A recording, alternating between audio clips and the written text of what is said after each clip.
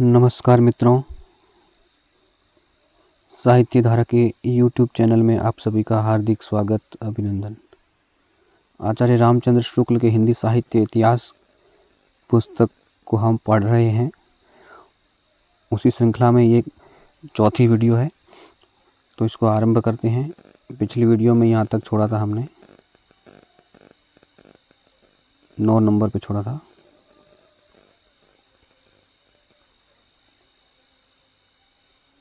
आज शुरू करते हैं यहाँ से आगे।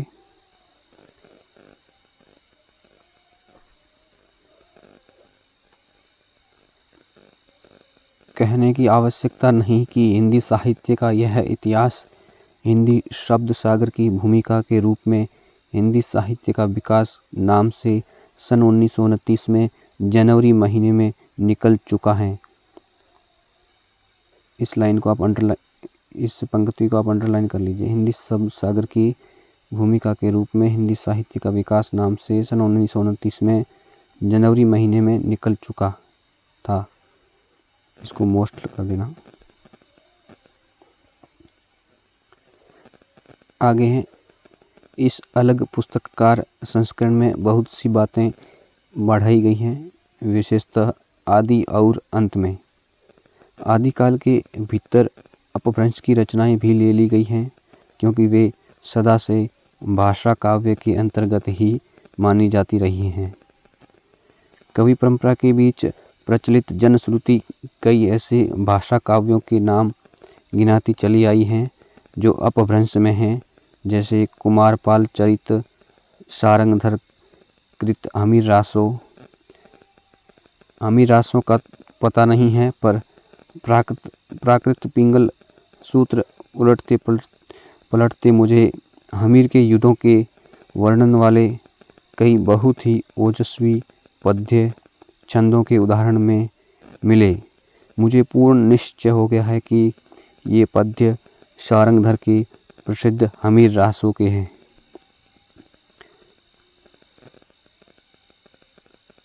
हमीर रासों सारंगधर की रचना है। आगे है, आधुनिक काल के अंत में वर्तमान काल की कुछ विशेष प्रवृत्तियों के वर्णन को थोड़ा अधिक पल्लवित इसलिए करना पड़ा, जिसमें उन प्रवृत्तियों के मूल का ठीक पता केवल हिंदी पढ़ने वालों को भी हो जाए और वे धोखे में न रहकर स्वतंत्र विचार में समर्थ हों।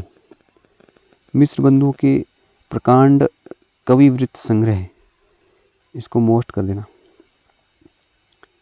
कविवृत्त संग्रह मिश्र बंधुओं का जो ग्रंथ था, मिश्र बंधु विनोद, इनको आचार्य शुक्ल ने कविवृत्त संग्रह कहा था, का उल्लेख हो चुका है। रीतिकाल के कवियों का परिचय लिखने में मैंने प्रायः उक्त ग्रंथ से ही विवरण लिए हैं। शुक्ल जी कहते हैं कि रीतिकाल के कवियों का परिचय लिखने में मैंने मिश्र बंधु विनोद से है जो विवरण प्राप्त किया है, या फिर इस ग्रंथ से उन कवियों का परिचय लिया है। अतः आधुनिक शिष्टता के अनुसार उसके उत्साही और परिश्रमी संकलनकर्ताओं को धन्यवाद देना मैं बहुत जरूरी समझता हूँ। हिंदी पुस्तकों की खोज की रिपोर्टें भी मुझे समय समय पर विशेष रूप से संदेह के स्थल आने पर उलटनी पड़ती हैं। आचार्य शुक्ल जी कहते हैं कि हिंदी की जो खोज की जो रिपोर्ट है ना, वो संदेह का स्थल होता है ना, जहाँ पर मुझे संशय हो जाए, वहाँ पर मैं इन पुस्तकों को खोलता हूँ।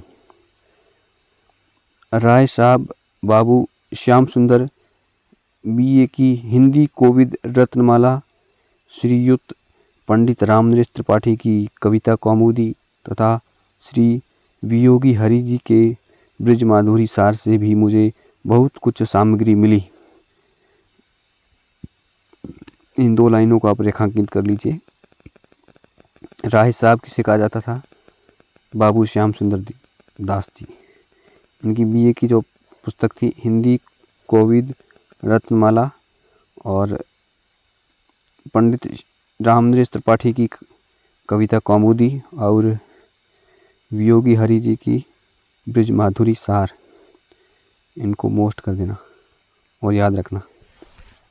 ब्रज माधुरी सार से भी मुझे बहुत कुछ सामग्री मिली, अतः उक्त तीनों महानुभावों के प्रति मैं अपनी कृतज्ञता प्रकट करता हूँ, यानी इनको धन्यवाद करता हूँ। आधुनिक काल के प्रारंभिक प्रकरण लिखते समय जिस कठिनता का सामना करना पड़ा, उसमें मेरे पुराने मित्र पंडित केदारनाथ पाठक ही काम आए। शुक्ल जी कहते हैं कि जब मैं आधुनिक काल के प्रारंभिक प्रकरण लिख रहा था, उस समय मुझे कठिनता का सामना करना पड़ा, तो उस समय मेरे पुराने मित्र यानी कि पंडित केदारनाथ पाठक हैं जो मेरे लिए काम आए थे, पर न आज तक मैंने उन्हें किसी बात के लिए धन्यवाद दिया है और न अब देने की हिम्मत कर सकता हूँ। धन्यवाद को वे आजकल की एक बदमाशी समझते हैं। शुक्ल जी ने धन्यवाद को एक आजकल की एक बदमाशी करार दिया है। चलिए आगे बढ़ते हैं। इस कार्य में मुझसे जो भूलें हुई हैं, उनके सुधार की जो त्रुटियां रह गई हैं, उनकी पूर्ति और जो अपराध बन पड़े हैं, उनकी क्षमा की पूरी आशा करके ही मैं अपने श्रम से कुछ संतोष लाभ कर सकता हूँ। अंत में शुक्ल जी क्षमा मांगते हैं कि जो भी मुझसे इस ग्रंथ को लिखने में कुछ त्रुटियां रह गई हो और इसकी पूर्ति के लिए मुझसे कोई अपराध हुआ हो, तो उसके लिए मैं क्षमा चाहता हूँ, तो मुझे इसमें संतोष मिलेगा। आचार्य रामचंद्र शुक्ल, काशी, आषाढ़ शुक्ल पंचमी, संवत 1986। आगे बढ़ते हैं। अगला प्रश्न है,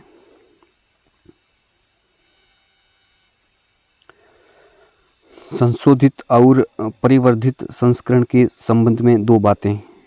शुक्ल जी ने जो संशोधित करके जो हिंदी साहित्य का इतिहास लिखा था, उस संशोधित संस्करण के संबंध में शुक्ल जी दो बातें कहना चाहते हैं। तो आइए देखते हैं वो क्या कहते हैं। कई संस्करणों के उपरांत इस पुस्तक के परिमार्जन का पहला अवसर मिला, जिसमें कुछ आवश्यक संशोधन के अतिरिक्त बहुत सी बातें बढ़ानी पड़ी।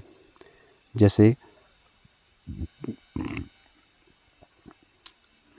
आदिकाल के भीतर वज्रयानी सिद्धों और नाथपंथी योगियों की परंपराओं का कुछ विस्तार के साथ वर्णन यह दिखाने के लिए करना पड़ा कि कबीर द्वारा प्रवर्तित निर्गुण संत मत के प्रचार के लिए किस प्रकार उन्होंने पहले से रास्ता तैयार कर दिया था।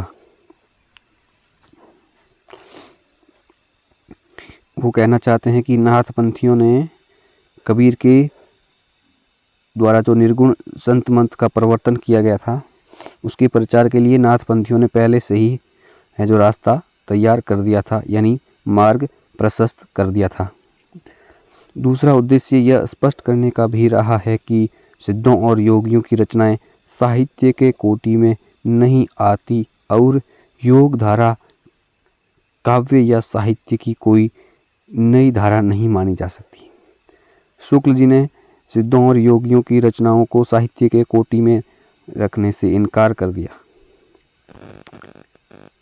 कहते हैं कि काव्य या साहित्य की कोई नई धारा इसको नहीं माना जा सकता। इस कथन को आप याद रखना। सिद्धों और योगियों की रचनाएं साहित्य की कोटि में नहीं आती, ऐसा शुक्ल ने कहा था। आगे हैं, भक्त काल के अंतर्गत स्वामी रामानंद और नामदेव पर विशेष रूप से विचार किया गया है, क्योंकि उनके संबंध में अनेक प्रकार की बातें प्रचलित हैं। किनके संबंध में?